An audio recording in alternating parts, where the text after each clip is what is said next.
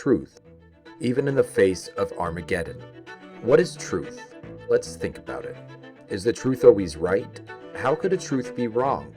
Can the truth hurt? Can it cause more harm than a lie? Can lies be comfortable and put people at ease? If the truth hurts and lies soothe, then what is the value of truth?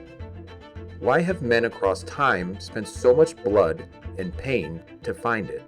Every time we collectively believe a lie and teach it to our children, we permanently lose a part of our collective identity. That's what truth really is. The story of us, humanity, tried and tested over generations until the pool of evidence had become so great that the surety was undeniable. An unspoken social contract. Humans do not decide what is valid and what is not. We simply discover the truth that had existed all along. It's impervious to manipulation, bereft of emotion, and immune to the wiles of corruption. And though it might be uncomfortable and cause friction at times when people are confronted with it, in the end, truth will always be the salve that will heal the wounds the lies left behind. What is true will always be true. Not even an Armageddon can change that.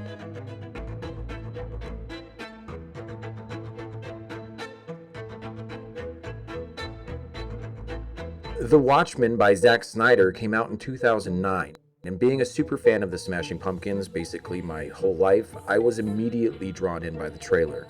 First of all, I would never profess to be a comic book expert, if such a thing exists. However, I spent a good chunk of my childhood reading through old X-Men and Batman comics, but shamefully, my most read comic of all time is Archie. My mother would buy me one every time she went to the grocery store, and I ended up with quite the collection at 18. And as a result, the first girl I lived with had some immediate skepticism about the longevity of our relationship. In 2009, I was 20 years old and had just discovered how much I loved cocaine. And while I missed this one in theaters, one morning after a night of partying, I sat down in front of my TV in my townhouse to write out my latest buzz, and my girlfriend at the time had bought the movie for me, but it was still in the packaging. After I watched the movie, I thought, it can't be this good. And then I watched it again, and again, and again. Initially, I was drawn in by the comedian.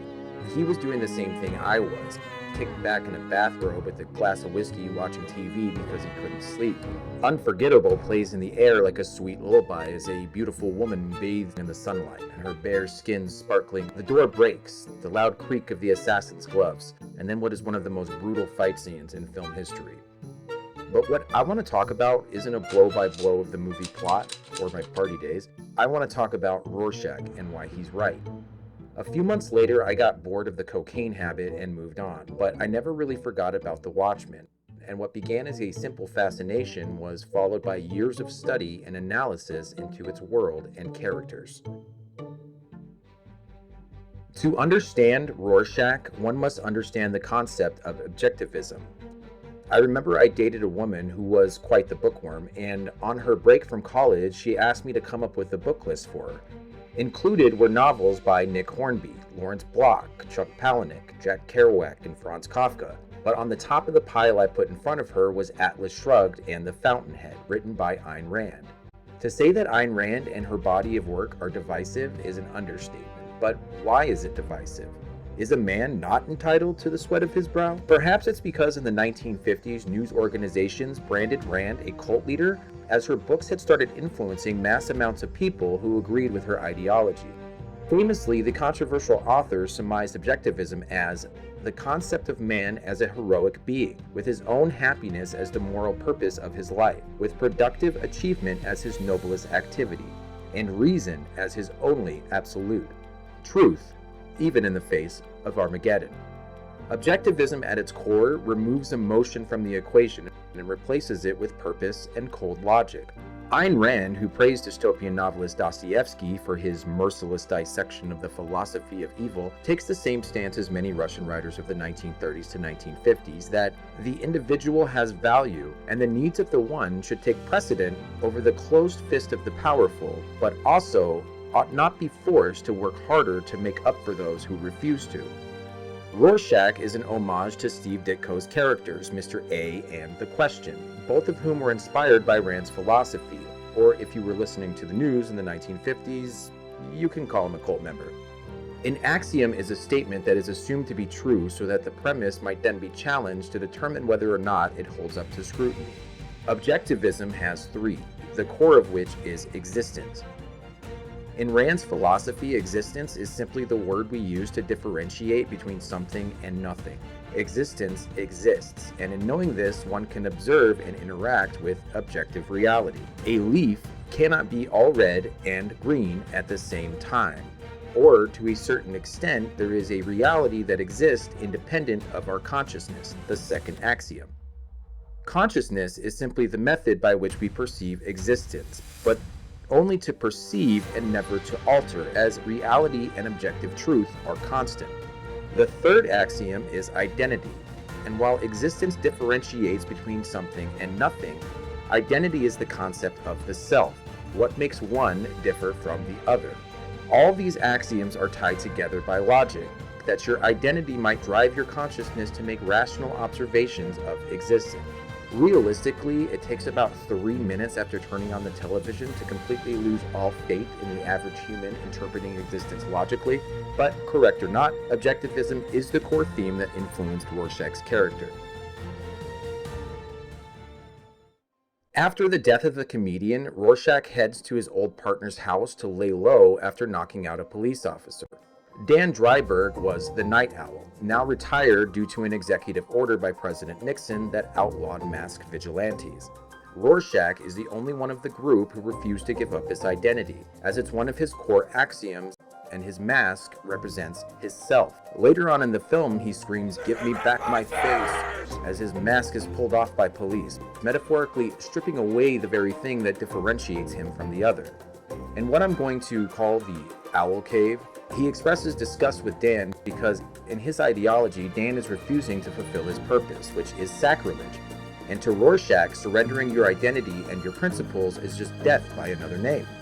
Later on, he goes to tell the indestructible man, Dr. Manhattan, that someone plans to kill him. As Laurie approaches, he refers to her as the Silk Spectre, to which she corrects him, and he calls her by her name instead. This demonstrates that individuality is a core value, and regardless of personal biases, he respects her identity. This, of course, doesn't extend to those he views as evil. When he visits the former supervillain Moloch, now aging and riddled with cancer, he shows no remorse in treating him as a criminal, though he's long since mended his ways. Like most political ideologies that claim to provide answers to impossible questions, objectivism doesn't account for the fact that sometimes people aren't able to be split into good and evil. If an evil man saves a cat out of a tree, is that evil? Or has he now become good? How much good outweighs the evil, and who ultimately decides that value? Dan and Laurie sit over dinner exchanging stories about the good old days. In one of them, Dan begins to describe how a mentally ill man followed him down the street asking to be punished, to which Dan ignored. Rorschach, however, threw him down an elevator shaft. And a better metaphor for the way the insane and discombobulated are treated in America we will never find. Ayn Rand said, "Man has the power to act as his own destroyer, and that is the way he has acted through most of his history. Man's mind is a basic tool of survival. Life is given to him. Survival is not. To remain alive, he must act, and before he can act, he must know the nature and purpose of his action." Rorschach finds purpose in becoming the personification of justice, swift, sure, and final, serving up both judgment and penalty. When the Watchmen have a meeting about the impending nuclear war, the comedian asks Rorschach if he thinks catching bad guys really matters. Rorschach responds, "Justice matters."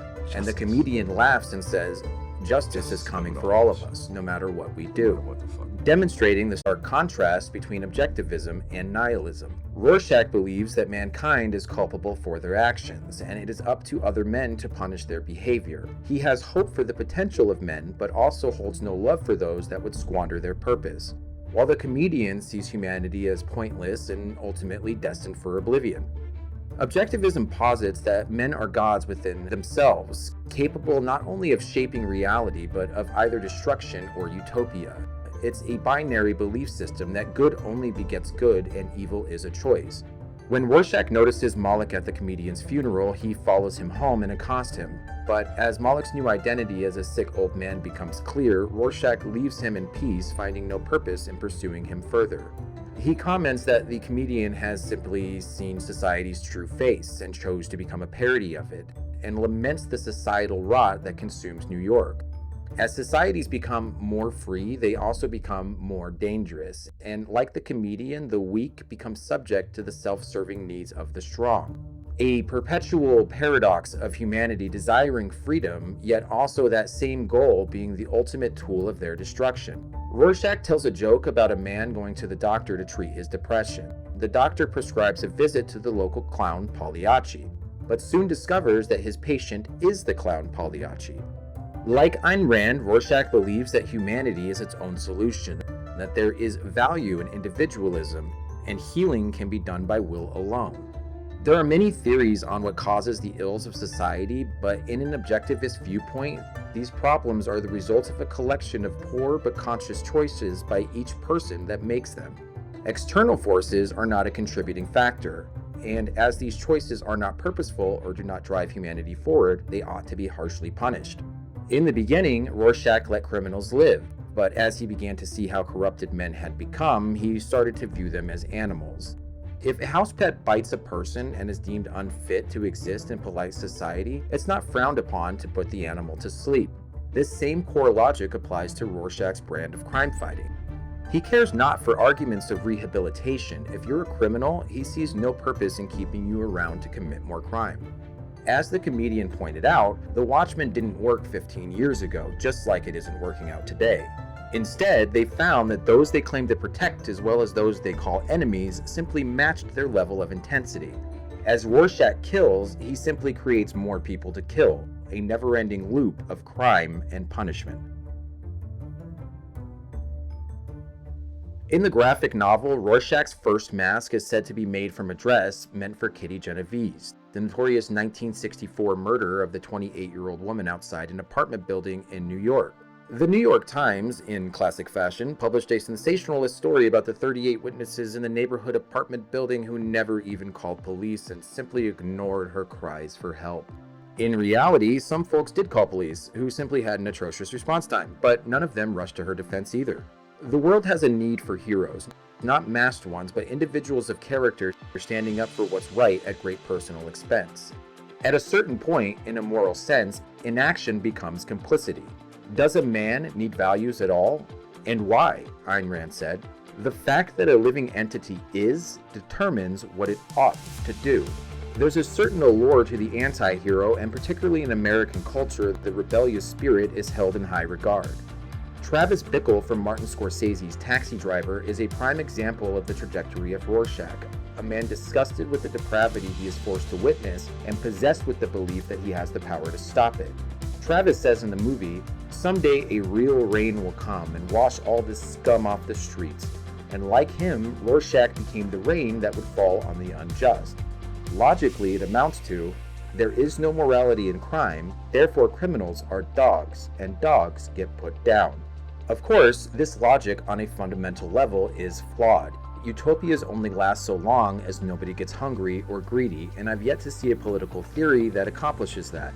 Like Travis Bickle, Rorschach walks through the streets of New York while an internal soliloquy is shouted at the audience. The streets are extended gutters, and the gutters are full of blood, and when the drains finally scab over, all the vermin will drown, he says.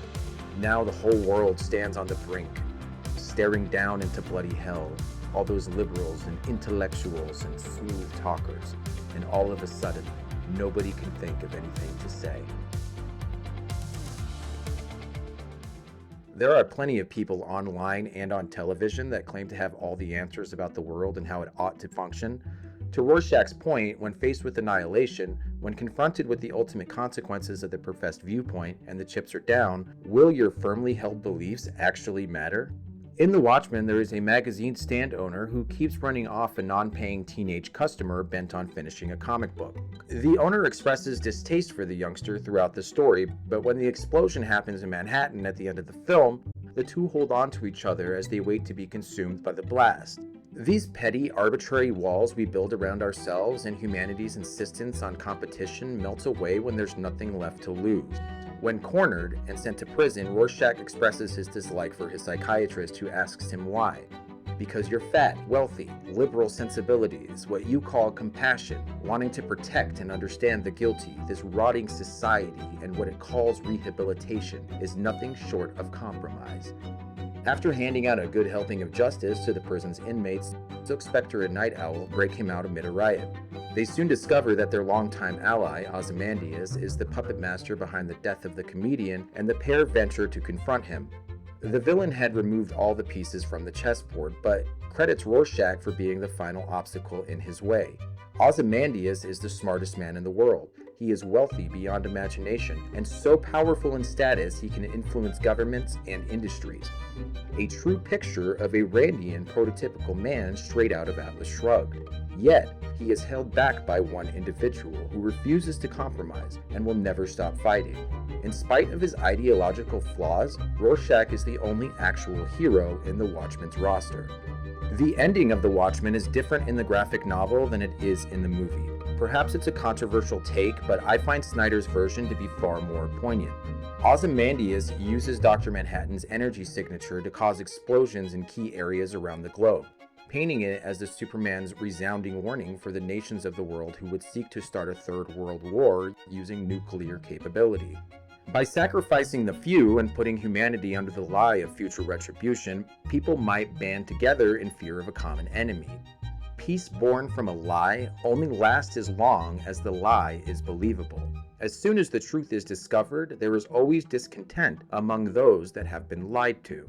The Night Owl and Dr. Manhattan know and accept this.